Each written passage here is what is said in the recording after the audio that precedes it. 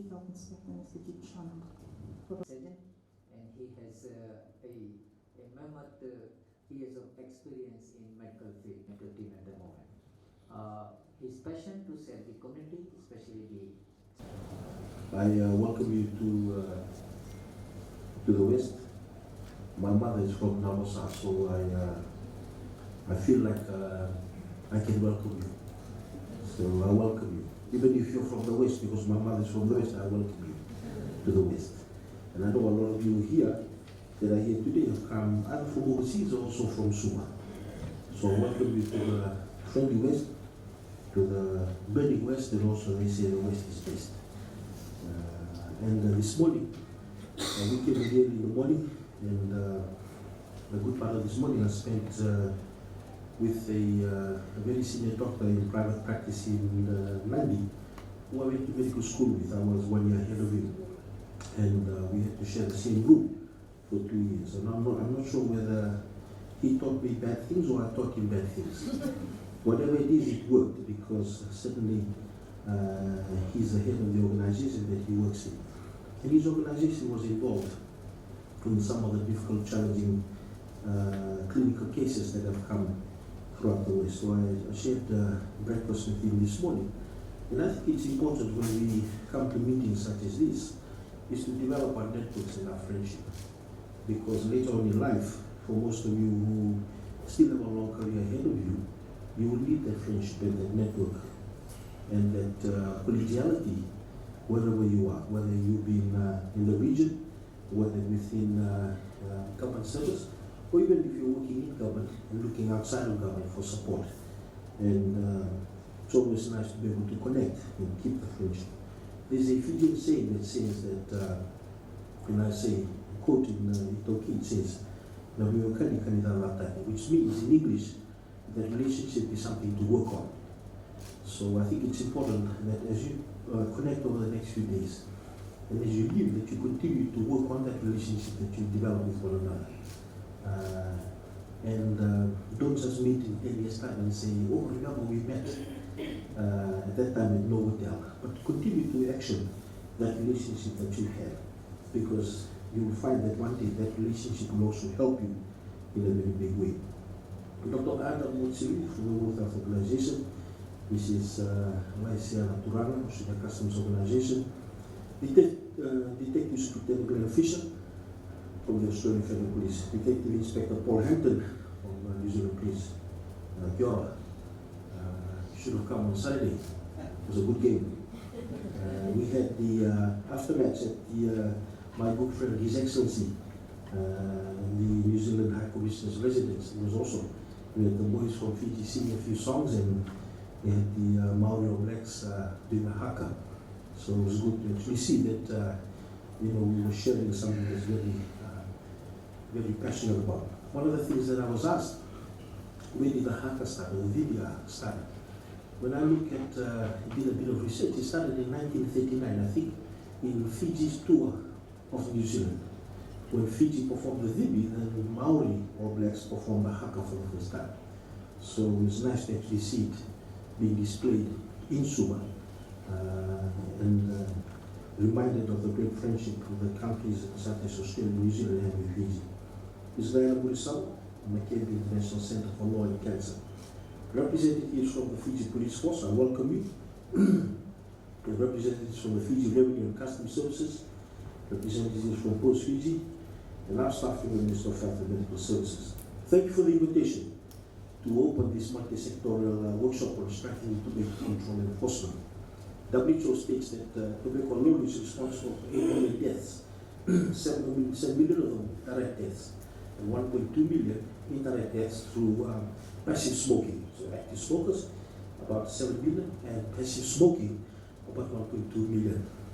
And one of the things that our health inspectors have been working on throughout Fiji is what we call smoke-free communities.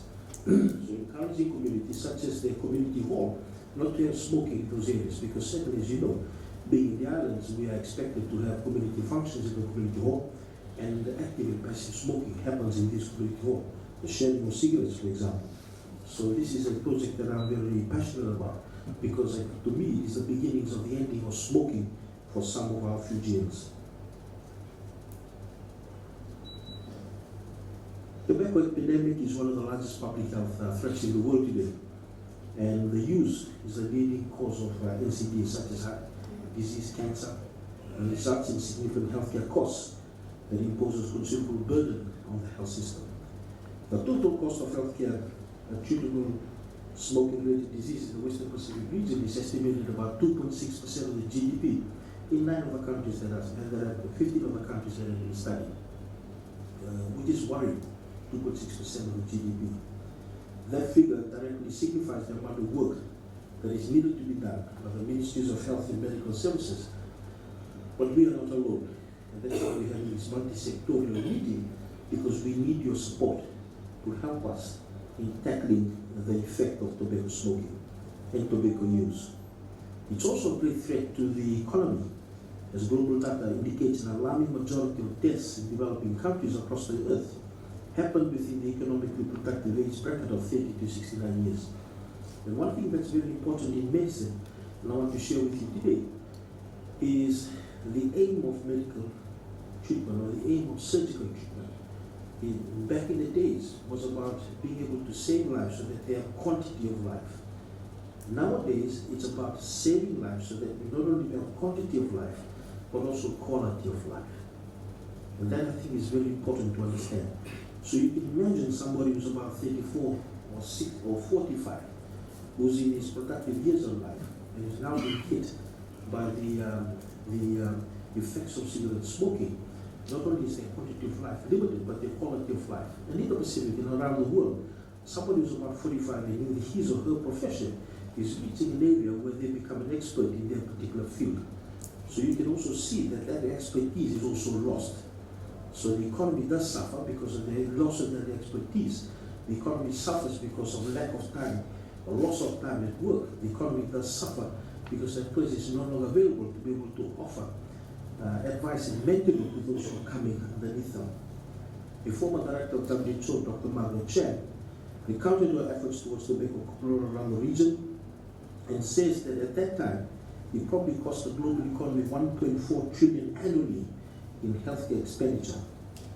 In our global effort to meet the Sustainable Development Goal 2030 in the reduction of premature deaths from NCD by a third, tobacco control will definitely play a major part in doing so.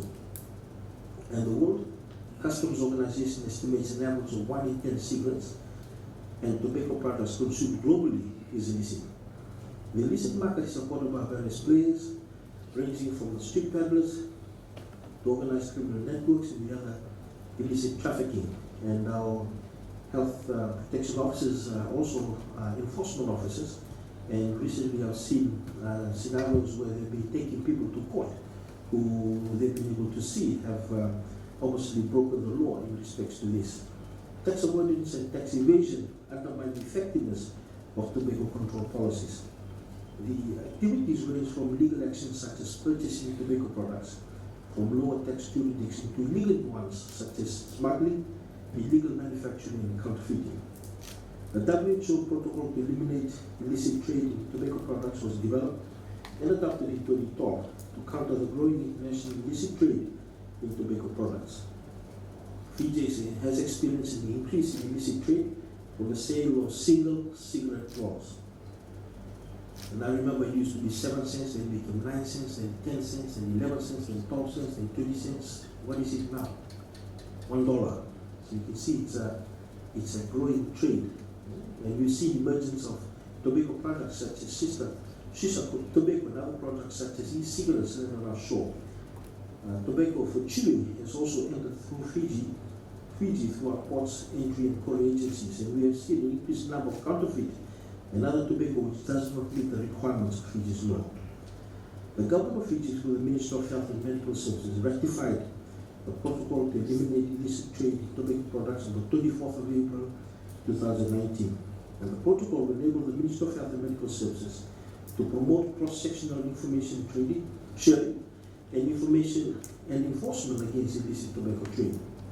Over the next 3 days, all the agencies that are here today will have the opportunity to decide on the future of tobacco in Fiji. I say the future because your discussion will focus on establishing strategies to one, strengthen tobacco control by addressing illicit trade of tobacco products and border control within.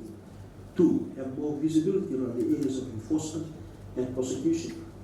And three, promotions of the effects of tobacco use, particularly as a barrier to global and national development. One important thing that I want to share in regards to enforcement is that the law is not of use if it's not used. The law is not of use if it's not used. And we must use the law. And I must say that I'm proud that work done so far in the areas of tobacco control, particularly the reduction of tobacco use for NCD STEP survey from 2002 to 2011. However, the agenda before you the next few days are real and are pertinent issues at home, and I encourage you all to have a frank and fearless discussion on those issues and come up with how best we can work together to support national approaches that are innovative and not of the past. At the end of the meeting, I would like to see actionable recommendations that are cognizant Fiji settings on risk profiles, population sizes, and resources. The participation from different organizations in this meeting is therefore critical in strengthening our local capacities in addressing these new public health risks and the recognition of the importance of multi-sectoral approach towards addressing this. Thank you once again for the invitation to be here, and I wish you all a fruitful deliberation. I look forward to seeing the outcomes of your deliberations. Nawale, thank you, and God bless you.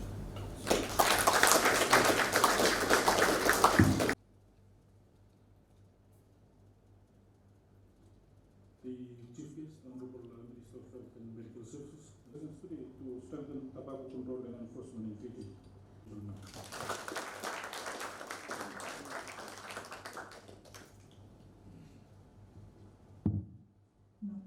Just a slight change.